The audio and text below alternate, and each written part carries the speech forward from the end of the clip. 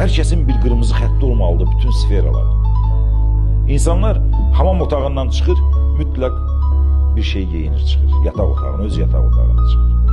Mütləq bir şeylər yeyir. Yataq otağından evin içərisinə çıxır, mütləq paltarını dəyişir çıxır. Başqa bir geyimdə çıxır. Ev geyimindən küçəyə çıxır, mütləq geyimini dəyişir. Çünki insanlar içinə çıxır. Niyə sizcə? Xətlərini müəyyən edib ki, bu olar, bu olmaz. Hər bir insanın olar olmazı olmalıdır.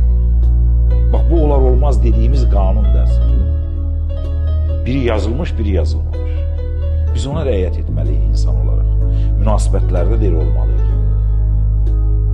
Hətta göz təmasımızda da el olmalıyıq.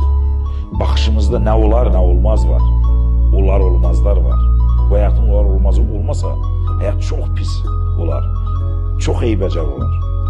Gözəlləşdirən olar olmazdır. İnsan adam doğulmuşdu, lütüryan. Niyə geyindirdilər insanı? Təkcə ayıb yerlərini örtməkdən ötürü mü? Yox, həm də insanı gözəlləşdirməkdən ötürü mü?